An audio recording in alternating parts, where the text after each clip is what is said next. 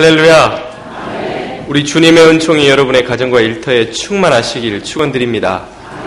서로에게 이런 축복의 인사를 좀 해주십시오. 당신의 미소에 이미 반했습니다. 이렇게.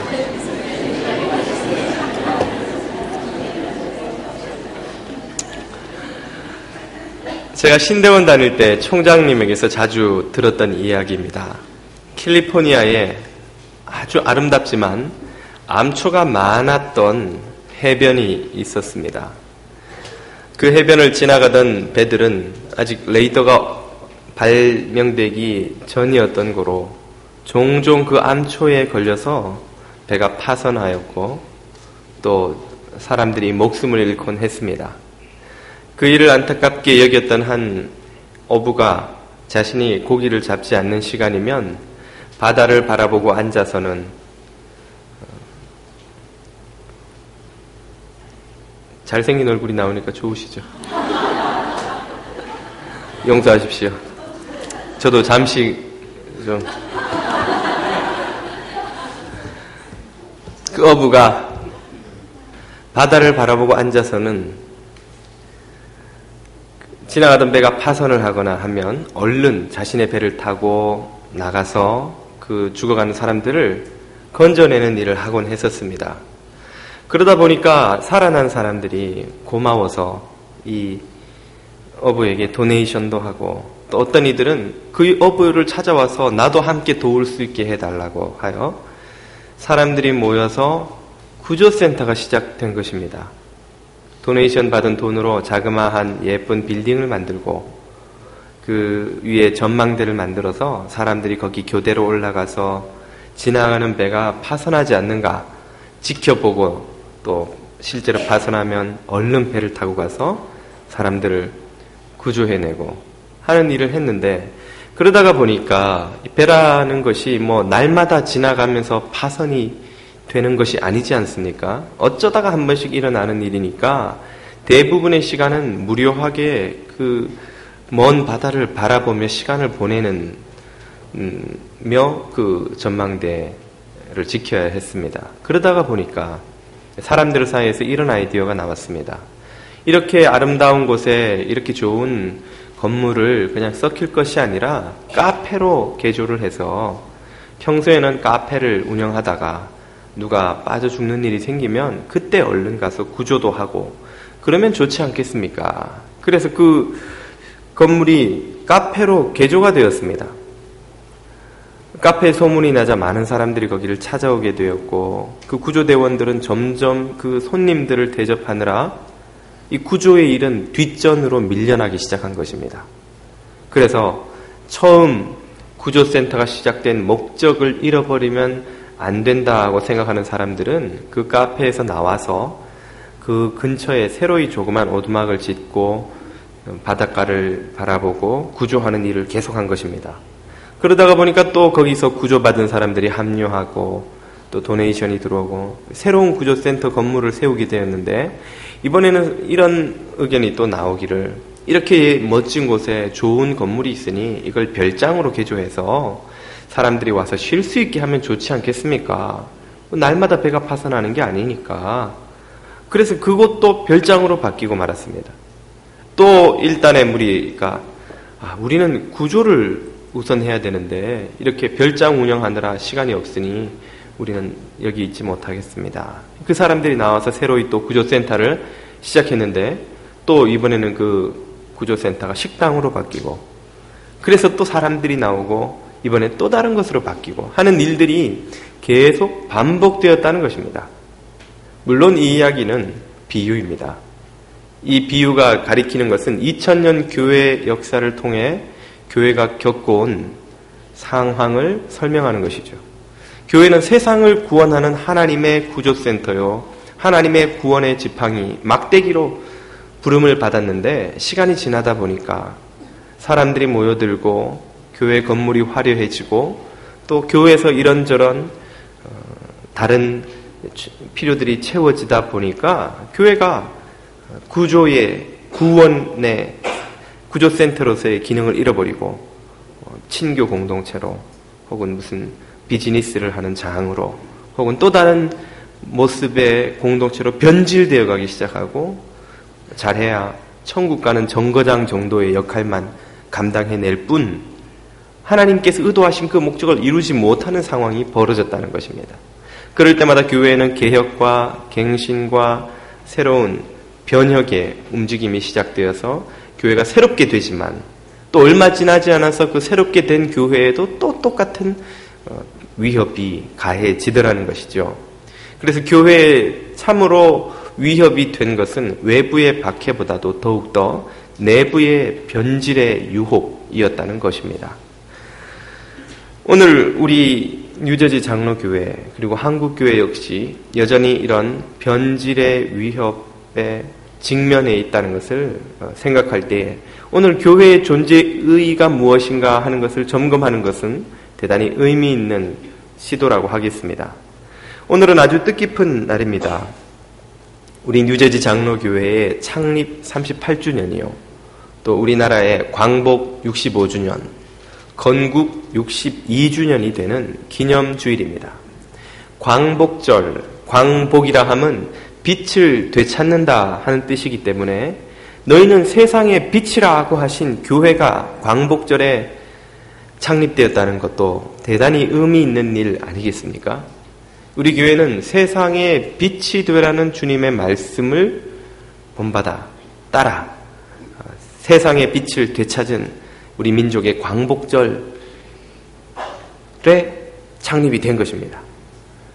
38년 전인 1972년 8월 13일 허드슨강 서편에 있는 사일러스 칸딕 공원에서 초대 목회자셨던 장영춘 목사님과 또 오한승 권사님을 비롯한 20명 남짓의 한인들이 모여서 예배를 드림으로 뉴저지 장로교회가 창립하게 되었습니다. 1967년에 케네디 대통령에 의해서 한인 이민이 공식적으로 시작된 것을 생각하면 5년이 채 지나지 않은 이 시점에 교회가 창립된 것은 우리 교회 역사가 뉴저지에서도 혹은 미주 땅에서도 가장 먼저 시작된 교회 중에 하나라는 것을 깨닫게 해줍니다. 1980년에는 6대 담임 목사이신 김창길 목사님을 모시게 되었습니다. 4년 후인 1984년에는 우리가 예배드리고 있는 이곳 팔팍 예배당으로 예배 장소를 옮기게 되지요. 그리고 10년 후인 1994년, 지금으로부터 16년 전쯤에 오클랜드에 있는 예담원을 구입하여서 2개의 캠퍼스 시대를 시작하게 되었습니다. 지금 우리 뉴저지 장로교회는 38년 역사 동안 큰 다툼 한 번 없이 평안하게 그리고 건강하게 성장하여서 매주 1,300여 명이 넘는 교우들이 예배를 드리는 미주 지역에서 가장 역사가 오래되고 또 가장 건강하게 성장한 교회 중 하나가 되었습니다. 이것은 정말이지 하나님의 놀라운 축복이 아닐 수 없습니다. 하나님, 놀라운 일을 행하신 우리 하나님을 찬양드립니다. 오늘 이 시점에서 우리는 우리 뉴저지 장로교회가 왜 이곳 팔팍과 오클랜드, 뉴저지 땅에 있는지 하는 그 존재의 의의를 묻지 않고 넘어갈 수가 없습니다. 왜 우리가 이 땅에 있습니까? 38살이 된 우리 교회가 이 뉴저지 땅에 있는 이유가 무엇일까요? 교회의 사명을 우리는 2개의 문장으로 요약할 수가 있는데, 첫 번째는 세상으로부터 부름받는 것이고, 둘째는 세상으로 보냄을 받는 것입니다. 교회는 세상으로부터 부름받은 공동체입니다. 죄와 죽음을 향해 달려가는, 절망을 향해 달려가는 기차에서 내려서 구원받아서 하나님의 백성 공동체의 일원으로 부름받는 것, 이것이 교회의 첫 번째 사명이라고 한다면, 두 번째는 하나님의 백성 공동체의 일원이 되어서 성령으로 충만케 되어 사명을 받아 다시 세상으로 들어가 세상을 변화시키는 것, 세상을 하나님의 나라로 만드는 것, 이것이 교회의 두 번째 사명이라고 하겠습니다. 이 2가지 모두를 지켜내고 감당해내는 것이야말로 교회가 건강해지기 위한 필수 조건이라고 하겠습니다. 한국교회가 지난 시절 겪어온 과오라고 한다면 바로 이 두 가지 사명 중에 하나를 지나치게 강조하고 다른 하나를 도외시한 것이라고 할 수 있습니다. 보수교회들은 대개 이 세상으로부터 부름을 받았다는 사실을 강조해서 개인의 구원과 경건, 변화는 많이 강조했지만 상대적으로 세상을 구원하는 것에 있어서는 등한시한 것이 사실입니다. 세상을 구원하는 것은 어디까지나 개인 영혼 구원 차원에 머무르는 것이지 세상을 변화시키고자 하는 하나님의 나라가 임하도록 하고자 하는 하나님의 구원 의지를 감당해내지 못했던 것이죠. 반대로 진보교회는 세상으로부터 부름받았다는 사실은 지나치게 간과하고 반면 세상으로 보냄을 받았다는 사실만을 또 지나치게 강조하여서 이 세상을 변혁시키고 이 세상의 시스템을 바꾸고 불의를 무너뜨리고 공의를 세우는 그 일에 지나치게 치중한 나머지 폭력을 이용하는 변혁 방법도 마다하지 않고 그리고 상대적으로 개인의 구원이나 영혼의 변화는 강조하지 않고 또 상대적으로 외면해온 것도 사실입니다. 21세기를 맞이하는 한국교회 과제가 있다면 이 두 개의 사명을 조화롭고 균형 있게 다 조화시킬 수 있는 것이라고 하겠습니다. 오늘 우리 뉴저지 장로교회가 이 팔팍과 오클랜드 그리고 이 뉴저지 땅에 있는 이유가 무엇입니까? 바로 이 땅으로부터 부름받았을 뿐 아니라 이 땅으로 보냄을 받아서 이 땅을 새롭게 하는 하나님의 나라가 임하도록 하는데 쓰임받는 것. 그것이 우리 뉴저지 장로교회의 사명이 아니겠습니까? 예수님은 교회를 향하여서 당신의 제자 공동체를 향하여서 너희는 세상의 빛이라고 하셨습니다. 그러므로 뉴저지 장로교회는 이곳 팔팍과 오클랜드에서 이 세상을 밝히는 빛으로 존재할 때만 존재의 의의가 있는 것입니다. 우리가 존재해야 하는 가치가 거기에 있는 것이죠. 이 말은 우리 교회와 세상이 뗄래야 뗄 수 없는 불가분의 관계 속에 있다는 것을 의미하기도 합니다. 교회는 세상을 배경으로 하지 않고는 존재할 수 없는 공동체입니다. 세상과의 관계를 맺지 않고는 존재 자체가 의미가 없는 공동체입니다. 다른 말로 하면 세상이 교회를 위해 존재하는 것이 아니라 교회가 세상을 위해 존재한다는 것입니다. 세상을 위해서 하나님의 구원 역사를 감당하지 않는다면 교회가 교회로서 존재할 이유가 없는 것, 그것이 바로 교회의 참된 모습이라고 할 수 있겠습니다. 그런 의미에서 과연 이 한국 교회가 이 한국 사회에 이 교회의 본연의 의무인 빛을 밝히는 일을 잘 감당하고 있느냐 하는 질문을 우리가 던져보지 않을 수 없습니다. 요즘은 그 질문에 답하기가 두렵습니다. 한국 교회가 빛을 밝히기는커녕 어떤 경우에는 빛을 어둡게 하는 예도 없지 않아 있어 왔기 때문입니다. 그러면 한국 교회는 그렇다 치고 우리 뉴저지 장로교회는 어떠합니까? 우리 뉴저지 장로교회는 이 팔팍과 오클랜드, 이 뉴저지 땅에 빛이 되고 있습니까? 사람들이 우리 뉴저지 장로교회로 말미암아서 빛을 발견하고 어둠 속에서 길을 발견하고 있느냐 하는 것이지요. 삶의 의미와 목적과 소망과 살아가야 할 방식과 삶이 나아가야 할 목적을 그들이 교회로 말미암아 찾고 있느냐 하는 것입니다. 아마도 이 질문은 우리가 우리끼리 서로 묻고 답하고 하는 것은 의미가 없을지도 모릅니다. 그것은 이 지역사회 주민들에게 물어봐야 하는 것 아니겠습니까? 우리가 우리를 객관적으로 볼 수 없기 때문에 그런 것이죠. 이 팔팍 주민들이 또 오클랜드의 주민들이 저 뉴저지 장로교회로 말미암아서 우리가 참 복되다. 참 우리 타운에 저 교회가 있는 것이 참 좋다. 이런 답이 나올 때라야 우리가 그 사명을 감당하는 것이라고 비로소 답할 수 있는 것 아니겠습니까?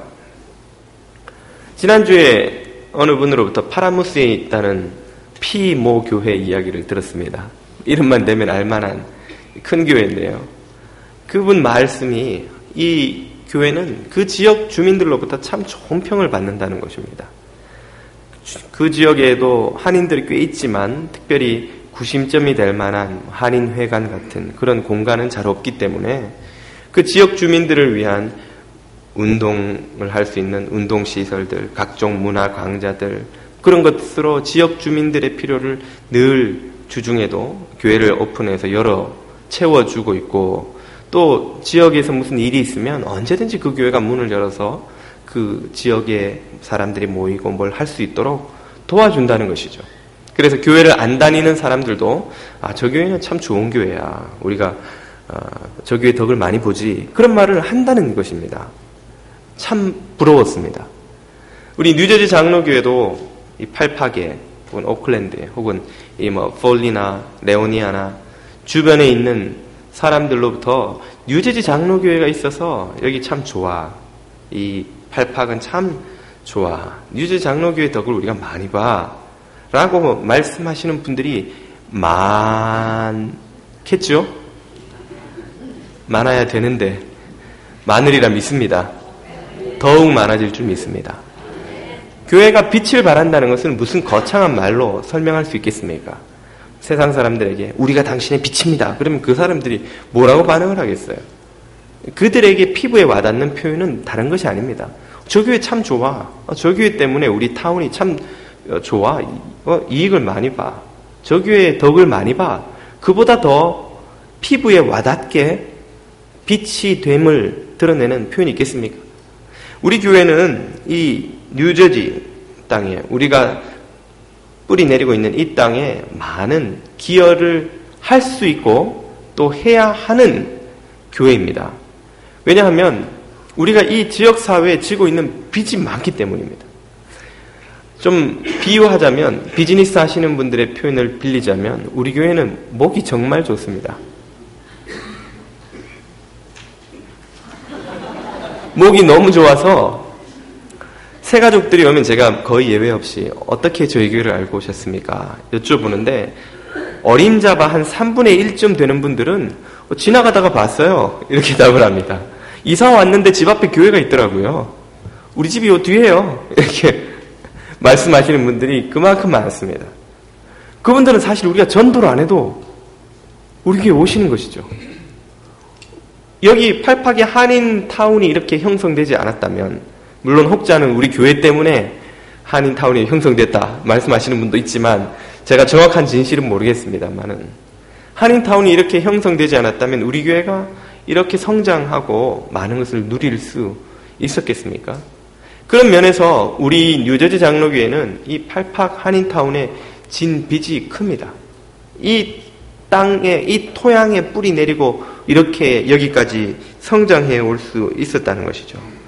그러므로 우리는 이 지역사회를 우리가 섬겨야 할, 우리의 빚을 갚는 심정으로 지역사회를 향해 마음의 문을 열고, 또 그 마음의 문이 열렸기 때문에 당연히 따라오게 되는 교회의 문을 열고 그들과 교류하는 데에 더 적극적이어야 한다고 믿습니다. 그래서 교인들뿐 아니라 지역 주민들이 여러 가지 필요로 교회를 이용하기를 원할 때에, 우리 교회만큼 정말 다시 말씀드리지만 목이 좋아서 사람들이 차 안 타고도 그냥 걸어오고, 또 어느 이 주변에 한인타운이 형성된 곳에서 가운데 적절한 위치에 모이기 쉬운 곳이 있습니까? 잘 찾기가 그리 쉽지 않습니다. 그건 그만큼 많은 사람들의 필요가 있다는 것이고, 그들에게 장소를 잘 편리하게 빌려주는 것만큼 쉬운 섬김이 어디 있습니까? 돈이 듭니까? 시간이 드나요? 빈 공간을 그냥 열어만 주면 되는 것이죠. 그것보다 쉬운 섬김이 어디 있습니까? 그 섬김도 우리가 할 수 없다면 그보다 더 희생이 요구되는 섬김은 아예 못한다고 봐야 되는 것입니다. 그 섬김도 안 하면서 우리가 지역사회를 섬기겠다고 말한다는 것은 말 그대로 립 서비스이지 실제라고 볼 수가 없는 것이죠. 우리가 지역사회와 교류하면 물론 거기는 불편이 따릅니다.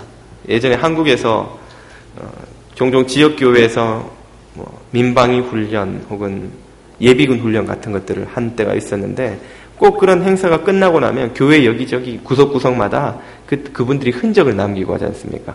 하얗고 조그만 담배꽁초를 여기저기 버려놓고 가니까 주일이 되면 어떻게 청소를 하다가도 그게 다 없어지지 않았다가 교인들이 보면 컴플레인이 나오는 거예요. 우리가 여기 민방위 훈련 뭐 어디 빌려줬더니 온 사람들이 담배 꽁초 흘리고 냄새 피우고 간다고 빌려주면 안 된다고. 그런 컴플레인이 나와도 교회가 계속해서 빌려주었었습니다. 저는 그것이 옳다고 봅니다.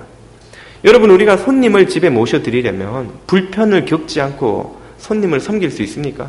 집에서는 그냥 팬티바람으로 지내는 분들도 손님이 오시면 그래도 좀 갖춰 입고 아무래도 좀 신경을 쓰게 되죠. 혼자 있을 때보다 불편합니다. 성가십니다. 어떤 때는 아주 피곤할 때도 사실은 있습니다. 그게 싫으면 어떻게 됩니까? 손님을 아예 집에 들이면 안 되는 것이죠. 똑같은 원리입니다. 우리가 세상과 교류하기 시작하고 교회 문을 열기 시작하면 불편함이 있습니다. 서로 다른 문화가 만나서 거기에 충돌도 있을 수 있고 오해나 갈등도 있을 수 있지만 그게 싫으면 우리는 전도를 하면 안 되는 것입니다. 선교를 하면 안 되는 것입니다. 전도와 선교에 그런 희생과 수고가 따르지 않고 가능한 전도와 수고가 있습니까? 예전에 전도에 대해서 한번 설교했더니 어느 교우가 실제로 그런 이야기를 하시는 걸 들었습니다. 목사님, 저는 사람을 교회에다 데려다 놓을 수는 있는데 한 달씩 두 달씩 그 사람 데리고 다니면서 같이 밥 먹고 이야기해주고 적응시키고 그거는 잘 못하겠습니다. 그래서 제가 전도하지 마세요 라고 속으로 말했습니다.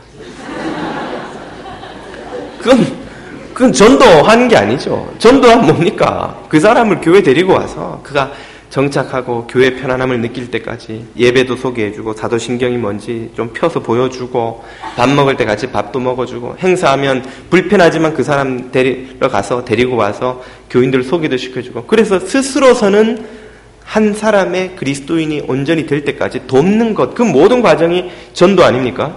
그게 선교 아닙니까? 뭐 엘살바도르 가서 더운데 땀을 흘려야만 그게 선교인가요? 그런 수고를 싫어하면 전도 자체가 안 되는 것입니다. 선교도 못하는 것이죠. 우리도 세상과 교류할 때 겪어야 되는 불편을 겪기 싫다면 그냥 교회 문을 닫고 이미 교회에 들어와 있는 사람들끼리만 잘 지내면 됩니다. 그래서 2011년표 잘 먹고 잘 살자 우리끼리, 2012년표 성장하자 우리끼리, 2013년표 천국 만들자 우리끼리. 그게 제일 편하죠 사실. 그보다 더 편안한 게 어디 있습니까? 그러나 주님은 우리를 편안한 삶으로 부르신 것이 아니라 섬기는 삶으로 부르셨잖아요. 섬기는 삶에는 불편과 희생과 대가가 따르지 않고는 불가능한 것이 섬기는 삶입니다.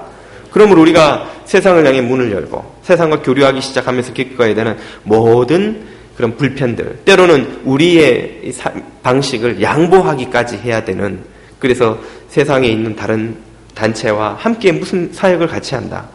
그럼 그 사람들은 예배에 익숙하지 않으니까 그 사람들을 위해서 예배 순서를 손보거나 혹은 그 사람들을 위해서 우리가 원하는 것들을 때로는 하지 않는 양보까지도, 그거 안 하겠다면 사역 자체를 안 하는 게 답인 것입니다. 교회는 한인사회에, 이 지역사회에 짐, 빚이 많기 때문에 그런 수고를 감당하지 않으면 안 되는 것이죠. 비유하자면 장사하시는 이 비즈니스맨들의 경우 사람들이 많이 다니는 목에 자리 잡는 것만큼 좋은 일이 어디 있습니까? 그런데 장사를 하면서 와서 물건을 사는 건 좋은데 물건 자꾸 들어보지는 마세요. 물건 사시고 돈 내는 거 좋은데 그거 내가 잘 정돈해 놓은 거 그거 어지럽히지 마세요. 장사할 수 있습니까? 그래서 장사를 하려면 사람들이 많이 올수록 좋은 것이고 많이 오면 어지럽혀지는 것이고 어지럽혀지다 보면 그 사람들 중에 사는 사람도 있고 물론 안 사는 사람도 있지만 그렇게 하지 않고 어떻게 장사를 합니까? 사역이 장사는 아니지만 우리가 정말 전도와 선교에 참 관심이 있다면 안 믿는 사람들이 자꾸 교회를 드나들고 문턱을 낮추어서 오가는 것을 봐야 더 선교나 전도가 쉽지 않겠습니까? 우리가 가기도 힘든데 자기들이 와서 여기 왔다 갔다 하겠다는데 그만큼 좋은 일이 어디 있습니까? 그러다가 우리가 기회가 되면 복음을 전하는 것이고 또 복음을 안 받아들여도 다음번에 복음을 누군가가 제시했을 때 그 사람의 문이 열려서 우리 교회에 올 수도 있는 것이고 다른 교회 갈 수도 있는 것이고 그걸 미리 다 마음밭을 준비시켜주는 과정이 아니냐 하는 것이죠. 우리 이민사회에서 교회는 제가 전에도 말씀드린 기억이 납니다만 한국 사회와는 다른 특수한 위치를 차지하고 있습니다. 한국 사회에서 교회는 많은 종교 기관 중에 하나고 또 많은 조직 중에 하나입니다만 이 이민사회에서 교회는 거의 유일무이한 영향력을 가진 조직이라고 할 수 있습니다. 심지어 한인회 하시는 분들이 사람들이 다 교회가 있어서 한인의 모임이 안 된다고 할 정도로 이 한국 사람들의 이민사회에서는 이 교회가 아주 영향력이 큽니다. 그래서 중국인들은 가는 곳마다 식당을 하고 일본 사람들은 가는 곳마다 스시집을 만드나요? 잘 모르겠습니다. 갑자기 생각이 안 나는데 한국 사람들은 가는 곳마다 뭘 합니까? 교회를 세워요. 어떤 이민사회 조직보다 많은 규모가 크고 영향력을 가진 조직이 바로 교회입니다. 그 말은 교회가 그만큼 책임이 크다는 이야기 아닙니까? 5세기 로마에서는 말입니다. 콘스탄틴 황제가 수도를 콘스탄티노플로 옮기고 나서 서로마가 행정기관이 없는 빈 땅이 되었습니다. 그냥 로마 시장만 남지 황제가 옮겨왔으니까 군대가 거기는 제대로 자리 잡지 못하고 있었습니다.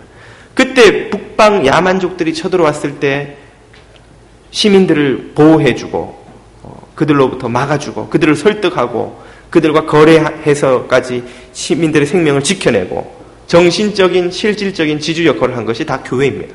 그 과정에서 교회의 영향력이 커져서 마침내 교황제도가 확립되는 데까지 이르르긴 했지만 그들의 생명을 지켜내는 데에 교회가 역할을 했습니다. 구한말 19세기 말 20세기 초에 우리 민족의 선각자들은 교회에 와서 희망의 빛을 발견했습니다. 그 당시 제대로 된 교육, 계몽된 정보, 여권이 보장받는 새로운 문물, 문화 이런 것들을 경험하려면 다 교회 가야만 했습니다. 우리가 역사책에서 배우는 수많은 이 민족의 선각자들, 독립운동가들이 대부분 기독교인이었던 이유가 바로 그것입니다. 그들이 교회에 와서 출애굽의 메시지에서 민족 해방의 가능성을 발견하고 교회에 와서 그 민중을 깨우치고 민중을 지켜내는 지도적인 이 종교의 기능을 거기서 발견했던 것입니다.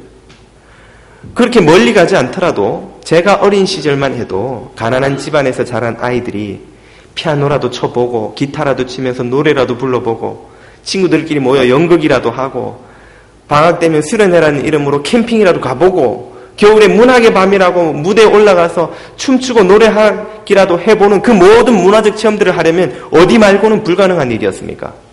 교회 가지 않으면 그 당시만 해도 꿈도 꾸지 못하는 일이었습니다.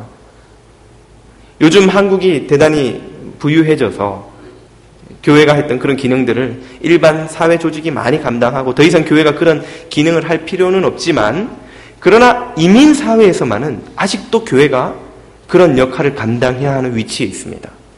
우리 이민사회에 이 교회만큼 많은 인력과 영향력과 또 다양한 경험을 할 수 있는 공간을 제공하는 그런 기관이 어디 있습니까? 여러분 마음에 지금 떠오르시는 조직이 있나요? 어떤 조직이 교회만큼 이렇게 가는 곳곳마다 교인, 한인들 10가정만 있어도 조그만 교회가 들어서는 그런 영향력과 파급력과 책임을 가지고 섬길 때가 어디에 있냐는 것입니다. 이 이민사회에서는 우리 교회의 책임이 중요합니다. 저는 우리 뉴저지 장로교회가 38주년 38살을 맞은 우리 교회가 그 책임에 걸맞는 사명을 감당하려면 이 지역사회를 위해 더 많은 구제와 섬김과 봉사의 예산과 프로그램과 사역 플랜을 가지고 이 지역사회와 교류해야 한다고 믿습니다. 그래서 이 지역사회의 일이 우리 교회의 일처럼 여겨지는 그리고 우리 교회의 일이 지역 주민들에게 마치 지역사회의 일처럼 여겨지는 그런 공동체가 되어야 그래야 참 지역사회에 우리가 감당해야 하는 책임을 감당한다고 할 수 있다는 것이죠. 지난주에 우리 교회에서 팰리세이즈 팍 하이스쿨을 빌려서 운영하고 있는 서머스쿨 모임에 갔더니 거기 한 교우께서 그런 말씀을 하시는 걸 들었습니다. 거기 아이들 라이드하러 오는 부모님들이 안 믿는 부모님들이 여럿 있는데 그분의 친구가 몇 분 계셨답니다. 그분들 말씀이 방학 때 아이들을 어떻게 해야 될지 몰랐는데 교회에서 이렇게 서머스쿨을 해주니까 우리가 얼마나 고마운지 모르겠다고. 어디 가서 이 가격에 이런 교육과 돌봄을 받으면서 아이들을 맡길 수 있냐고. 그리고는 그분한테 고맙다고 인사를 하더라는 이야기를 저한테 하는 것이었습니다. 170명의 아이들이면 곱하기 2 하면 그냥 산술적으로 340분의 학부모 아닙니까? 그 중에 대부분이 우리 교회 교인이 아닌 분들입니다. 다른 교회 교인들도 물론 있지만 그 중에는 교회를 전혀 다니지 않는 비기독교인들도 많이 계시죠. 그분들이 교회에 대한 이미지를 가질 수 있는 그보다 더 좋은 기회가 있겠습니까? 우리 아이를 데려가서 저렴하게 잘 교육하고 돌봐주고 그렇게 이 방학 기간을 잘 돌봐주면 부모들의 마음에 교회에 대한 좋은 이미지, 고마운 마음이 생기겠죠? 그러다가 나중에 누군가에게 복음에 대해서 듣게 되면 내가 교회에 참 진빚도 많은데 교회가 이렇게 나한테 잘해줬는데 나도 교회 한번 가볼까? 그렇게 교회 왔다가 복음을 만나고 하나님의 백성 되는 것 아니겠습니까? 그럼 그 사람이 그때 복음을 듣고 처음 믿은 것입니까? 사실은 누군가 복음을 전하는 그 시점, 그래서 기독교 신앙을 받아들이는 그 시점 이전에 수많은 사람들의 씨 뿌리고 경작하는 일들이 미리 있어 왔다는 것이죠. 요한복음 4장에 보면 예수님께서 한 사람이 심고 다른 사람이 거둔다 하는 말이 옳도다. 그 말은 한 사람의 영혼을 추수하는 일이 한 사람의 노력으로 되는 일이 아니라는 것입니다. 누군가의 복음을 받아들이기 이전에 이미 많은 사람들이 그에게 거절당하고 심지어는 면박도 먹고 비난도 받아가면서 복음을 제시하고 어떤 때는 섬기고 어떤 때는 베풀고 했던 수많은 밭가는 시간들이 있었다가 그 열매를 누군가가 딴 것이지 한 사람이 그렇게 전도할 수 있는 게 아니라는 것이죠.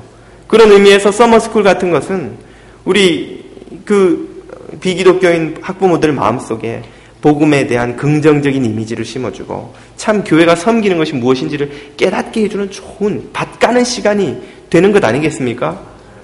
게다가 그 아이들, 그 부모님 밑에서 당연히 기독교 신앙을 모르고 자랐을 텐데 서머스쿨에 오면 믿는 선생님들 밑에서 예배도 아마 드릴 테고 기도도 할 테고 밥 먹을 때 기도하는 것 지켜보고 그리고 그 선생님들이 따뜻하게 자기들을 돌봐주는 것을 보면서 그들의 마음속에 마치 미션 스쿨을 다니는 것처럼 좋은 기독교에 대한 이미지가 심겨져서 당장 교회 나올 수도 있고 아니면 나중에 언젠가 어디 자라나서 딴 곳에 갔더라도 어린 시절의 그 추억이 마음에 남아서 교회가 내게 이런 따뜻함을 주었는데 내가 인생의 의미를 찾지 못하고 방황하고 있을 그때에 교회 가서 한번 의미를 찾아볼까 하고 마음이 열리도록 하는 일에 그거 다 쓰이는 것 아니겠습니까? 그 모든 것이 다 세상을 섬기는 교회의 손길이 되는 것입니다. 그러므로 오늘 우리 뉴저지 장로교회가 이 팔팍에서 감당해야 하는 사명은 참으로 크다고 하겠습니다. 게다가 우리는 다른 어느 교회도 갖지 못한 축복을 하나님으로부터 받았습니다. 그것은 잘생긴 목사와 죄송합니다. 예담원입니다. 좀 전에 이 애드립은 안 하려고 그랬는데 진심으로 사과를 드립니다. 예담원은 하나님이 우리 교회에 주신 축복 아닙니까? 우리 뉴저지, 뉴욕에서는 큰 교회 그러면 보통 1-2천 명 이렇게 부르지만 LA는 워낙 한인들이 많기 때문에 큰 교회 그러면 4-5천 명 단위로 나갑니다. 저도 그런 교회 중에 하나인 LA 영락교회에 있었지만 그런 큰 교회들 여럿을 제가 다 돌아다녀 보아도 우리 교회가 가진 오클랜드 예배당 예담원만큼 아름답고 넓고 유용한 공간은 찾아보질 못했습니다. 대부분의 교회가 크면 빌딩이 크고 주차장이 좀 넓고 그게 답니다.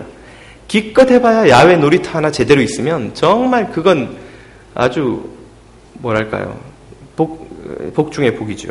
영락교회도 제가 있던 영락교회도 장소가 없어서 그 교육관 마당 아스팔트 위에다가 고무판을 깔고 그 위에다가 놀이시설 조그만 거 하나 설치해 놨더니 주일이면 그 교육부 1000명의 아이들이 거기서 난리가 납니다. 생각해보세요. 1000명의 아이들이 동시에 그 놀이터 조그만 거 하나에 몰려드니 그것도 없다가 생기니까 얼마나 좋아들 하는지 어린아이들이. 그런데 우리 교회가 가진 예담원은 30에이커의 땅에 온갖 체육시설에 아이들 야외 놀이터에 바베큐장에 결혼식장까지 이제 본당이 들었으면 실내 놀이터까지 자녀들이 자라기에 그리고 패밀리가 와서 지내기에 이보다 더 좋은 공간이 있습니까? 저는 미국 교회를 몇 군데 탐방해봤지만 미국 교회에서도 아직 이렇게 아름답고 넓고 좋은 데는 그렇게 보지 못했습니다. LA에 아주 세를백 같은 큰 교회도 있습니다만 가보니까 넓기는 해도 이렇게 아름답지는 않습니다. 이렇게 아기자기하고 있을 것이 다 있는 그런 공간은 없었습니다. 이런 좋은 예배당을 우리에게 주신 이유가 무엇입니까? 우리 교인들이 잘 즐기라고요. 주일 하루. 그렇다면 우리는 주님께서 이 공간을 우리에게 주신 의미를 제대로 이해하지 못하고 사명을 망각하고 있는 것이죠. 저는 이 공간이 우리의 2세들뿐 아니라 그리고 우리의 선교 대상뿐 아니라 또 이 한인 사회 전체에게 주시는 하나님의 선물이라고 생각합니다. 주중에도 일주일 내 그곳에서 결혼식이나 캠핑이나 야유회나 체육대회나 온갖 한인 사회의 모임들이 얼마든지 열릴 수 있는 것 아닙니까? 이 뉴저지는 특별히 법이 까다로워서 파괴 축구장 하나를 이용하려고 해도 퍼밋을 받아야 되고, 퍼밋에는 전부 참여하는 사람들의 개인 보험, 인슈런스가 들어가야 됩니다. 하루를 써도, 하루 쓰는 것에 대한 인슈런스가 없으면 축구장도 하나 못 빌리는 곳이 이 뉴저지입니다. 그렇기 때문에 한인들이 무슨 행사를 하려면 그걸 구하는 걸 너무 어려워합니다. 한인들은 정서상 비용이 크게 안 든다 할지라도 그 인슈런스에 드는 것에 익숙치 않거든요. 인슈런스 들어야 됩니다. 그럼 안 하고 말지. 이게 대부분 한인들의 반응입니다. 그런 한인들을 위해서 우리 교회가 그런 공간들을 마음껏 쓸 수 있도록 빌려주어야 하지 않을까요?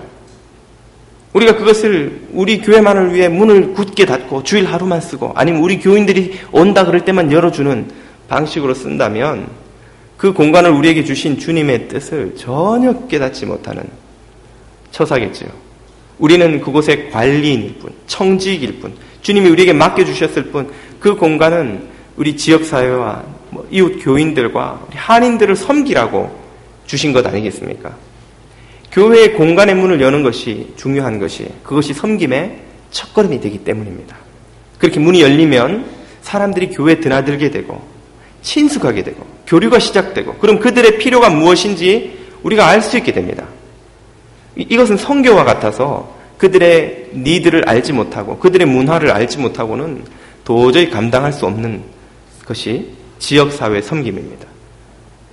그러려면 먼저 우리가 마음의 문을 열고 그리고 교회의 문을 열고 그리고 우리의 사역의 문을 열어서 지역사회와 교류하기 시작해야 한다는 것이지요. 오늘 38살의 생일을 맞은 뉴저지 장로교회가 새로운 한 시대를 준비함에 있어서 가장 마음에 새겨야 하는 중요한 메시지가 있다면 바로 이것이라고 저는 믿습니다. 바로 주님께서 우리를 이 팔팍과 오클랜드와 뉴저지에 두신 의미를 깨닫고 이 지역사회와 한인사회를 섬기는 교회로서 우리가 쓰임받을 때에 주님께서 이 교회를 우리 가운데 두시고 축복하신 그 의미를 발견하시고 기뻐하실 수 있으리라는 것이죠. 68주년 기념 예배 때에는 참 이 땅에 하나님 나라를 넓혀가는 모범적인 교회를 보려면 뉴저지 장로교회를 탐방해봐라 하는 말이 뉴저지 땅에 가득히 퍼질 수 있기를 축원드립니다. 기도드리겠습니다. 생명과 은혜의 주님 감사를 드립니다. 우리를 이 팔팍과 오클랜드와 뉴저지 땅에 두신 목적을 우리가 깨닫고 참 하나님의 나라가 이 땅에 온전히 임할 때까지 사랑과 복음으로 섬기는 우리들 다 되게 하여 주시옵소서. 예수님 이름으로 기도드립니다.